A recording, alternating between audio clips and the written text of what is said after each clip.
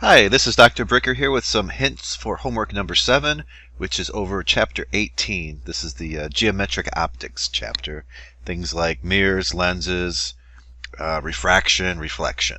So let's see the first one here. We have a 5.3 foot tall girl stands on level ground. The sun is 29 degrees above the horizontal. How long is her shadow? And we'll find a lot of this is doing some trig. So let's take a look at this. Okay, so here's a rough picture. I'm representing the girl as this arrow here, 5.3 feet tall. The sun is at a certain angle in the sky. I believe in my problem it's 29 degrees. You'll have to check yours. And then we want to know how long is the girl's shadow. So if this is the girl, this part is the shadow, the length here. So as I said, a lot of this is doing some trig and geometry, that sort of thing. So from this triangle here, the tangent of theta is the opposite side over the adjacent side.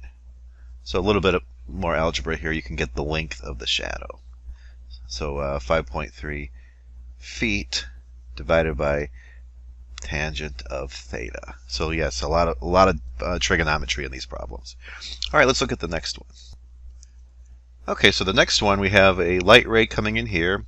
So a ray of light impinges on a mirror as shown in this picture. A second mirror is down here.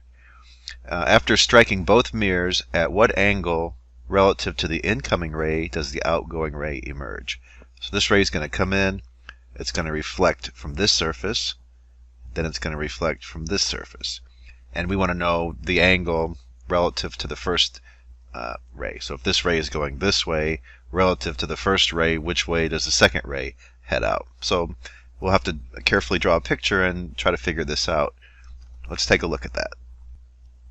Okay, so here's the picture that I have. This ray comes in at 35 degrees. We want to know what's going on after it hits this surface and that surface. So one thing to remember is the angle of incidence is equal to the angle of reflection. So if this ray comes in and this is 35 degrees, this one also has to be the same thing. Really, this is the angle of incidence. This is the angle of reflection. They're always measured from the normal to the surface. But if this is equal to this, that means that this one's going to be equal to this one. So this is 35 degrees, this angle here, because it's the same as this angle. And then this is a right angle, so this one's got to be 65 degrees for it to add up to 180. So again, this is 35, so this one's got to be 35. This is 90 degrees because they tell you that it is. So this one is 65. This one's got to head back out like this. If I did the math right, maybe it's 55 actually. 55, right? Has to add up to 90. So if that's 35, this one is 55. Same thing here, this one's got to be 55. So that makes this one 35. So this one came in this way, this one's heading out the same way. So the angle between the incident ray and the reflected ray, the angle between this one and this one, are 180. They're exactly opposite. So if a ray comes in like this, it's going to head back out the same direction, or opposite direction, I should say. There's 180 between this one and this one. So the answer is 180 degree difference. Okay, and again, some geometry and a little bit of trig going on here. There's not really a formula for this problem. You just have to know that the incident ray and the reflected ray have the same angle when they hit a surface like this. Okay, let's see. An underwater diver sees the sun 60 degrees above the horizontal. How high in the sky above the horizontal to a fisherman in a boat? Let's see. How high is the sun above the horizontal to a fisherman in a boat above the diver? Is the sun. Let me read it one more time. How high is the sun above the horizontal to a fisherman in a boat above the diver? We definitely need a picture for this one, so let's take a look at it. Okay, so here's a diver down here. This is the eye of the diver looking up. And to the diver, it seems like the sun is here, 60 degrees with respect to the horizontal. But as you know from this chapter, when light enters, goes from one medium to the next, enters a different medium, light is refracted, or in other words, bent. So the sun isn't really up here. The ray would have had to have come from this direction. So the sun is really over here. To the diver, it seems like the sun is over here because the way that you perceive this is light going in a straight line. You can't tell that it's curved. So the sun's not really here. The sun is over here. And then light comes in, and it's bent towards the normal. So remember, all these formulas that we have for optics are relative to the normal. So here's the normal to the surface, perpendicular to the surface. Okay, so the sun's not really up here. To the diver, it seems like it's up here. The light ray has come in this direction, hit the interface between air. So this is air, index of refraction 1. This is water, index of refraction 1.33. And then the light ray is bent towards the normal. So the sun is really here. So let's use Snell's law to actually solve this problem. All right, let's take a look at this picture. So the 60-degree angle is this one. That's not what we need for Snell's law, though. We need this angle. Remember, measured relative to the normal. So if this is 60, this one here, which I'm going to call theta 1, has got to be 30. I don't want to call it theta 1, actually. You'll see why in a minute. Let me just call this angle 30 degrees. And then this angle here, which I'm going to call theta 2, has got to be 30 degrees, right? This is 30 degrees. This is also 30 degrees. Now to use Snell's law, this is really theta 1. That's why I didn't want to call that one theta 1 to confuse things. This one is theta 1 for Snell's law. So if this is the ray coming in, this is the normal. This is theta 1 in Snell's law formula. This is theta 2 in Snell's law. Really, what they're asking for is this angle, phi. But if I can get theta 1, 90 minus theta 1 will give me phi, and then I can solve for phi. So let me write Snell's law down. We can talk about it a little bit more. So n1 sine of theta 1 is n2 sine of theta 2. So n1 is the index of refraction of air. Theta 1 is the angle of the incident ray measured relative to the normal. So that's why that's theta 1. Equal to n2, index of refraction of this medium, sine of theta 2, again measured from the normal. So I can use this to figure out theta 1. I know everything. I know this, I know this, I know this. So you can figure out theta 1. I'll just put dot, dot, dot. Theta 1 is equal to. And then once you get theta 1, phi is equal to 90 minus theta 1. Okay? Very good. So if you're a diver here and you think the sun is up here and you think you have plenty of time, really the sun is lower in the sky than you realize. Okay, let's look at the next one. Okay, in this problem we have a 4.9 meter wide swimming pool filled to the top. The bottom of the pool becomes completely shaded in the afternoon when the sun is 21 degrees above the horizontal. So kind of similar to what we did before, just a slightly different picture. So let's take a look at that. Okay, so here's the incident ray coming in from the sun. Hits the boundary between the water, which is in the pool. This is the pool surface. And then it's refracted or bent towards the normal. So again, this is the normal to the surface. So this ray comes in and it's bent towards the normal. So anything here is dark. It's not receiving any sunlight at all. And we want to figure out the depth of this. So what we could use Snell's law for in this problem, so refraction problem, think Snell's law, n incident sine of theta incident. That's not theta incident, this is theta incident. Measured from the normal again, is equal to n refracted sine of theta refracted, right? This is the refracted angle measured from the normal. So you have to get in the habit of doing that. Many times these problems give you the incorrect, I shouldn't say incorrect, they don't give you the angle that goes along with Snell's law. Snell's law, this formula, is measured from the normal to the surface. So many times they'll give you a different angle. In this problem, they gave you this angle. So to get the incident angle, you'd actually do 90 minus this angle to give you theta incident. So why am I doing this? If I can get this refracted angle here, and I know this dimension, I can get the height here. So first thing to do, you have everything else. You have this, and this. This is air, so incident is index of refraction is 1. Down here, refracted part 1.33 because it's water. So you can figure out, I'll put dot, dot, dot, do some algebra, figure out the refracted angle. And then once you have the refracted angle, you can figure out this depth. So here's refracted angle. You know this side, you're trying to figure out that side. So it looks like the tangent of theta will come into play there, right?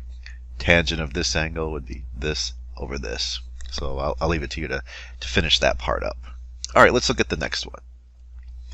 Okay, next one. A thin glass rod is submerged in oil. What is the critical angle for light traveling in this rod? Okay, so we'll have to remember what critical angle is. We'll take a look at that. Let's see if they give us the index of refraction of glass and oil. It's in the chapter, but let's just see if we can find it here. So here's a section from the chapter. We can take a look at it. So what I'm trying to figure out is the index of refraction of glass and the index of refraction of oil, because I'll need that for this. Okay, so let me scroll through this section, and I bet I come up with this. Whoops, hit the wrong button.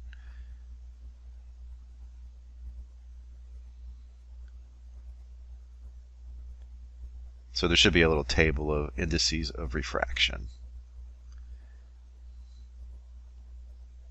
Here we go. So oil 1.46, I will need that. And then glass, typical glass 1.50. Okay, so this is fiber optics that we're talking about. Let's look at, let's sketch this out. Okay, so this idea of critical angle, it's when you have an index of refraction that is like glass here, 1.5. So this index of refraction is greater than the medium that is surrounding it, and you can get this to happen. So here's the idea. A light ray comes in, none of it leaves. It's bent at the surface. You know, when you go from higher to lower, you are bending away from the normal. So light rays would come in here and go right along the surface at the critical angle. Remember, this is measured from the normal to the surface. So anything bigger than the critical angle, that light definitely stays in. So that's what fiber optics is. You send light down this glass tube, and it just stays in there. This is used in a lot of different things, communications. It's also used for if you do an operation and you have a thin glass rod and you want to maybe mount a camera on it, and you're maybe investigating in some kind of surgical situation, and you need some light. This glass could be used as a fiber optic cable, and you can send light here and it'll just stay right inside here. So anything greater than the critical angle, light is definitely going to stay in. So the critical angle is where light comes in and it stays right across the surface. So this is a special case of Snell's law. So in this case, I have, using Snell's law, index of refraction of glass, sine of theta critical is index of refraction of oil, and then the sine of 90 degrees, because this is 90 degrees here. So this is really Snell's law, but it's a special case of Snell's law. And then you know the sine of 90 degrees is 1. So sine of theta critical would be n of oil divided by n of glass. And then again, the sine of 90 is 1. And then you can figure out what the critical angle would be. And then anything at the critical angle or greater will definitely stay in. Like for example, if this light comes in greater than the critical angle, it's going to come back down this way. Okay, let's look at the next one. Okay, so we have an object 30 centimeters in front of a converging lens with a focal length of 10. Use ray tracing to determine the location of the image. And then is the image upright or inverted? Okay, good. So let's take a look at this.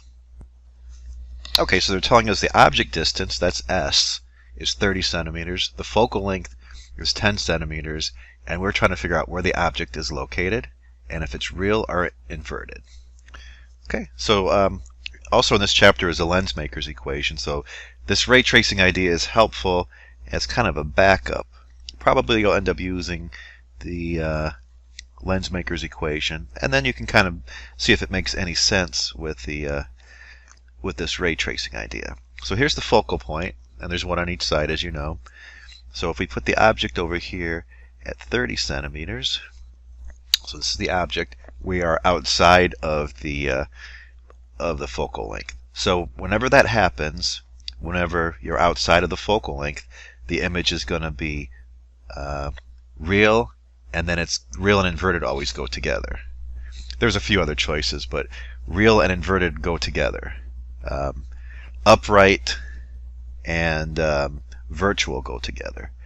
So virtual and upright go together, and real and inverted go together. If an image is real, it's inverted. If it's upright, then it's virtual.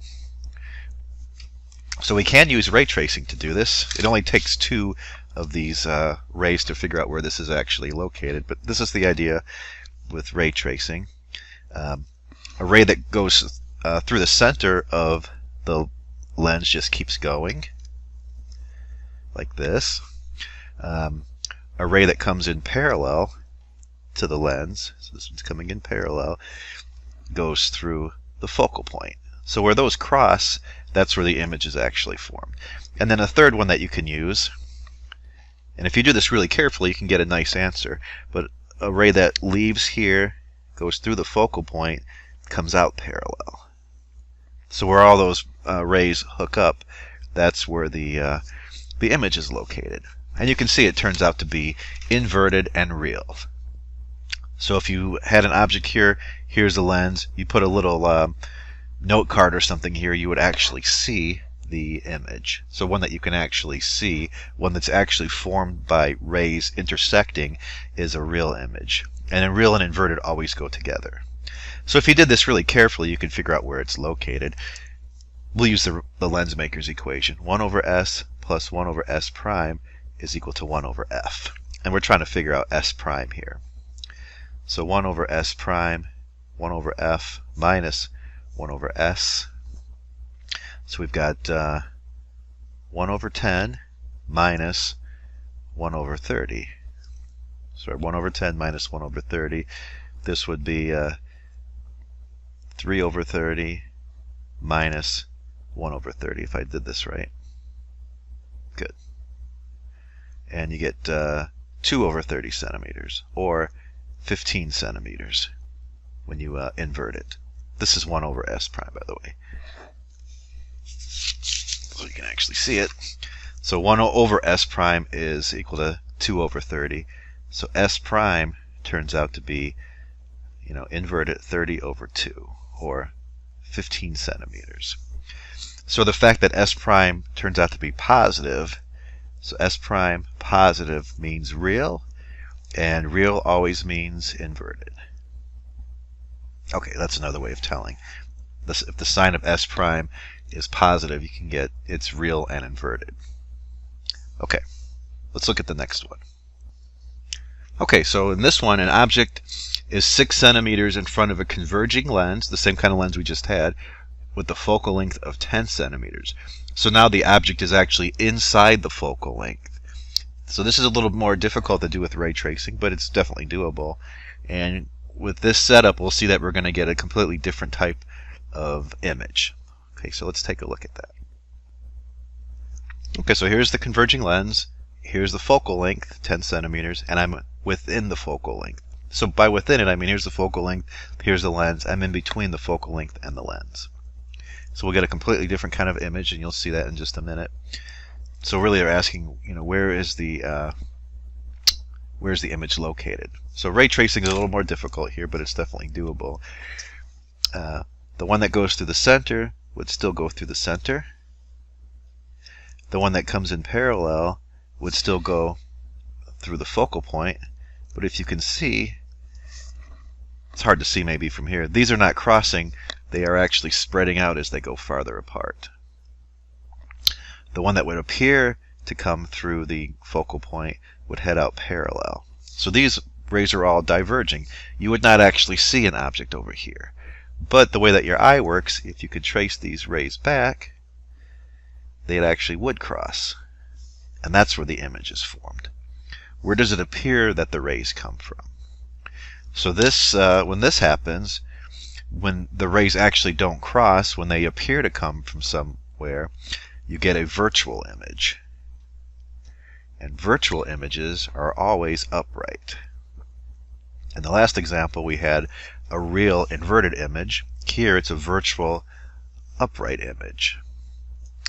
Let's use the lens maker's equation again and see what we get for S prime. So same thing, 1 over S plus 1 over S prime is 1 over F. By the way, for a converging lens, the focal length is defined to be positive. It doesn't matter in this one, they didn't say anything about it, but just so you know, this is positive. Okay, so we're trying to figure out S prime. So 1 over S prime, 1 over S minus, 1 over F minus 1 over S. So 1 over 10 minus 1 over 6. Okay, so you get, this would be like 6 over 60 minus 10 over 60. So negative 4 over 60 centimeters. That's 1 over S prime. So then invert this. S prime turns out to be negative 60 over 4, or negative 15. Now there is something about this negative sign. If S prime is negative, so S prime negative means virtual, and of course virtual always means upright.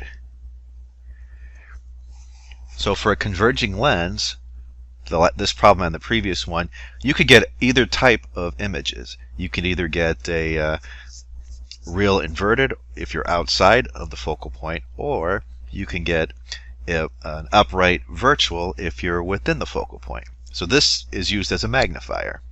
So if you notice here, the image is bigger than the object. Whoops, you couldn't see that. Image bigger than the object. This is a magnifier. Okay, let's look at the next one. So an object is 24 centimeters in front of a diverging lens. So a diverging lens is a different picture than the converging lenses we've been looking at. And the focal length, they're nice, they tell you it's negative 12. So the focal length of a diverging lens is always negative. We want to use ray tracing to figure out the location of the image and a couple other parts here. Upright or inverted. So for this type of lens, a diverging lens, you only get one type of image. You only get a virtual upright image. So converging lens, you can get either kind depending on where you put it. Diverging lens, you can only get one type of image. It's upright, and if it's upright, it's got to be virtual. So just the fact of knowing it's a diverging lens, you can answer B and C right away. Let's try to figure out where this image is actually located. Okay, hopefully this looks alright. The red lines are from the other side of the piece of paper, but this is a diverging lens. So as you know, when rays come into a diverging lens, they always spread out. So the rays coming from this object are never going to form a real image. You're always going to get a virtual image with a diverging lens. So just in terms of ray tracing, a ray that is going to go come in like this parallel to the lens is going to diverge, and it's going to appear that it's coming from the focal point. The one that's heading through the center, just like before, continues. This is where the image is actually formed, right here. It only takes 2 rays, but the third ray would be one that is heading towards the focal point here. Heading towards the focal point. It does this, comes out parallel, so you can see all these rays are diverging, and you can take this one and trace it back. So I think there's less intuition with a diverging lens just because of the way it's set up. You always get this sort of image where you have to trace the rays back. So here's where the image would form. So again, diverging lens, you only ever get an upright virtual image. Okay, so here's where it's located. If you were careful, you could actually figure it out, use a graph paper, but we could use the lens maker's equation. 1 over s plus 1 over s prime is equal to 1 over f. We're trying to figure out s prime. Again, you know it's going to have to be negative. The reason is s prime being negative means virtual and upright, and that's the only kind of image you can get here. And you can see why in a minute mathematically why it's always going to be negative. So f is always negative, and you're subtracting something. S is always positive, and you're subtracting it. So s prime always comes out to be negative. So put the numbers in here, and you'll see that you're going to get a negative number. I'll just do one more step. Minus 1 over 12. The focal length is negative 12. So negative 12, you could put the negative sign up there if you want to. Minus 1 over 24. And then you'll see s prime turns out to be negative. And again, virtual and upright, only thing you can get for this type of lens. All right, let's look at the next one. Okay, so now we have some mirrors. A convex mirror, like the passenger side rear view mirror on a car, has a focal length of negative 2.6 meters. An object is 5.2 meters in front of the mirror. Use ray tracing to determine the location of the image. Again, if you're really careful, you could do that. Is the image upright or inverted, real or virtual? So just like a diverging lens always gives you an upright virtual image, a convex mirror also only can form one type of image. It's always virtual and it's always upright. So if you notice on your car, your driver's side mirror on your door is a different type of mirror than the passenger side one. The reason is you're farther away from the passenger side mirror, so we've got to have a different kind of mirror to actually form the image. And if you read it carefully, it'll say something like objects appear closer than they actually are for that reason. We want to be able to see them, but in doing so we lose perspective on how far away the actual car is. So take a look at it next time. You'll see that. Okay, let's sketch this one out and solve for it. Okay, so here's the focal point. I mean, it's defined as negative, but this is still 2.6. This is 2.6. It doesn't have anything to do whether it's on one side or the next. There's always one focal point on one side and one on the other. So here's the object. A light ray that's coming in parallel is going to be reflected. So these are, remember, mirrors, so we're having reflection going on. So the one that comes in parallel, it's reflected this way. You can trace it back. That's the one that seems like it's coming from the focal point, right? If there's a lens, if there's a ray going this way, it seems like it came from the focal point. The ray that comes in here to the center is just reflected. Angle of incidence is equal to angle of reflection, just like before. Where does it appear to be coming from? So if you look back, it appears to be coming from here. So that's where the image is actually formed. So if you think about it, all the light that comes in, it's going to be reflected in all different angles. Where does it appear to be coming from? Where does the light appear to be coming from? And that's where the image is formed. Now the ray that would be heading towards the focal point, if I do this carefully, the ray that's heading towards the focal point is reflected out parallel. Where does it seem to be coming from? And you can trace this one back too. Okay, not too bad. And if you did this really carefully on graph paper, you could get a pretty good answer. Just so we have an idea what's going on, though. we can get an exact answer by looking at the lens maker equation. Still works for mirrors. So same thing, 1 over s plus 1 over s prime is equal to 1 over f. So what we want to do is solve for s prime. So I'll leave that to you. Solve for s prime here. Now you're going to see that it's going to turn out to be negative, and that you'll always get that for this convex mirror. This is always going to be negative, and it means the same thing as it did for lenses. This is virtual and upright. That's the sort of image that you have formed. Okay, good. So the point of this is, like, why are we doing this? Why are we using this kind of mirror? It's taking in a lot more light, so you got a greater field of vision. It's taking in all this light and giving you an image there. So when you look at your passenger side mirror, that's what's going on here. Okay, let's look at the next one. Okay, we've got a 2 centimeter tall object, 10 centimeters in front of, so that's the object distance, diverging mirror. So diverging mirror, convex mirror, it's the same exact thing. Converging mirror and concave mirror are the same thing, just different names for the same thing. So the one that we just worked on, the convex mirror, that is a diverging mirror. Same thing, it was just called something else there. They give us the focal length to -25. We want to calculate the image position. Okay, no problem. Calculate the image height, and calculate the image height. Okay, good. So let's take a look at this. So it's the same kind of mirror we had before. 1 over s plus 1 over s prime is 1 over f. Now you know s prime is going to have to turn out to be negative because of the fact that it's a diverging mirror. Okay, so 1 over s prime, 1 over f minus 1 over s.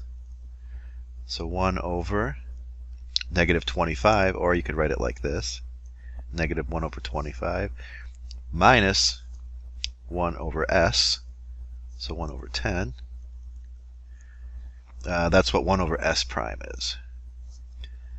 So this would be like minus 4 over 100. Again, you could just do this in your calculator if you wanted to. Minus 10 over 100. So this would be common denominator way of doing it. 4 over 100, that's the same thing as minus 1 over 25. And then minus 1 over 10, which is minus 10 over 100. Same thing. So you get minus 16 over 100. That's 1 over s prime. So then to get s prime, take the inverse of that. So 100 divided by 16. 100 divided by 16, 6.25. Don't forget the minus sign. Now we knew it had to be negative because it's that type of mirror. Now, how high is the actual image that's formed? We haven't seen this yet. This is the magnification formula. So magnification is equal to minus s prime over s, and that's equal to h prime over h. So s prime is the image distance, s is the object distance, h prime is the image height, h is the object height. Okay, so let's look at this. We could actually solve it from this. Don't forget the minus sign there, though.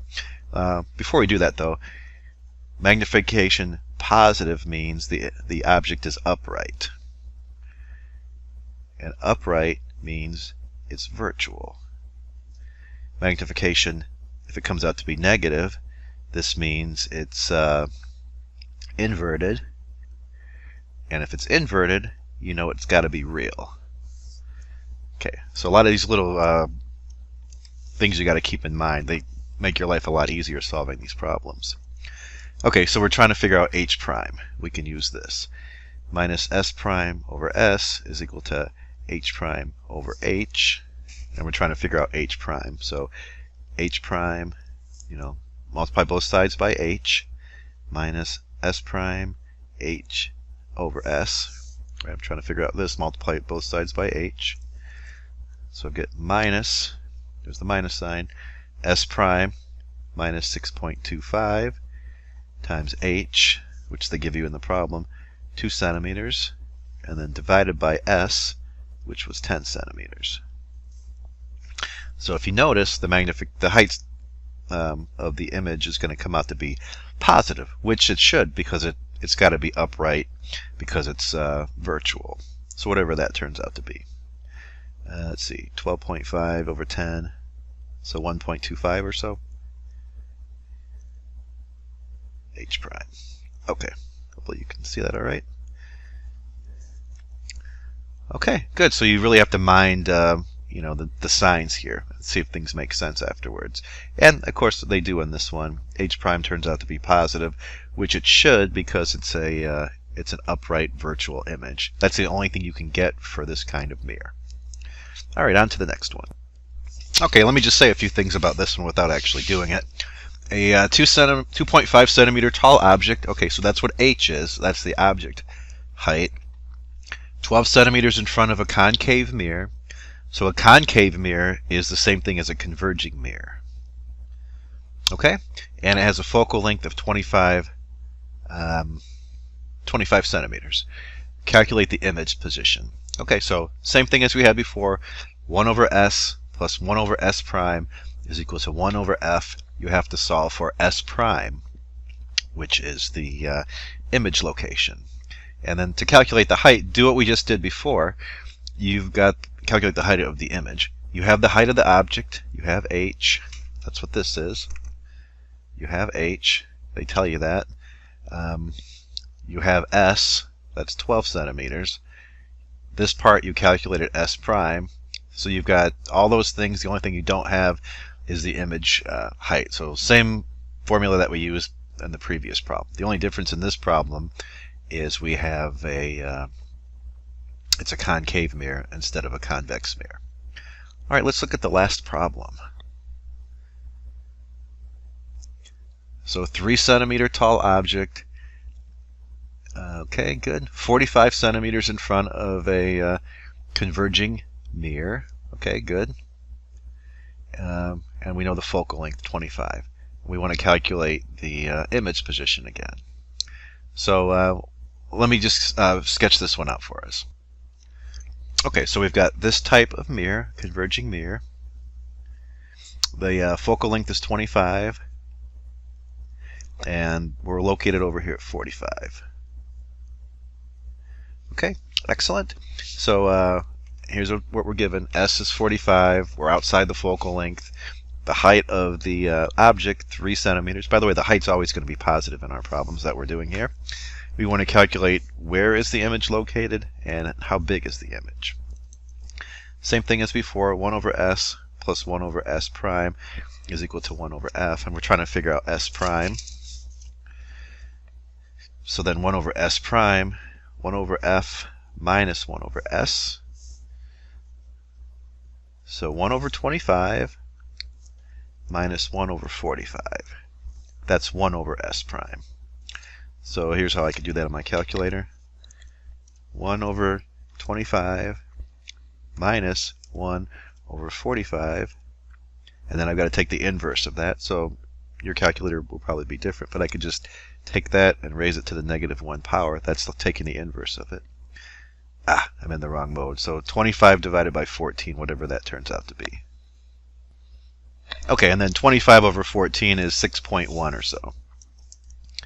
Or sorry, 16.1. 16.1 centimeters is s prime. If you notice, this came out to be positive. So it should, because I'm outside the focal point. So I'm inside the focal point would be I'm in between the focal point and the mirror. But I'm not. I'm outside. So s prime turned out to be positive. That means that I have a real inverted image. Remember, that still works here for mirrors, just like it did for lenses. If s prime turns out to be positive, real and inverted. S prime turns out to be negative, that's when you get virtual and upright. Okay, so with that in mind, I want to calculate h prime. And I know h prime it better be negative, right? Because I'm saying it's inverted. H prime being negative would give me an inverted object. Inverted image. So minus S prime over S is H prime over H, and I'm trying to figure out H prime. So as we saw before, H prime is equal to minus S prime H over S. So minus S prime, 16.1, H was 3, and then S was 45. And you see it does come out to be negative, a little bit over 1, which the negative sign just means that it's inverted, and inverted and real go together. Okay, excellent. Lots of lens makers equations, a lot of refraction, a lot of reflection. So if you have any questions, just email me, and I'll talk to you soon. Bye-bye.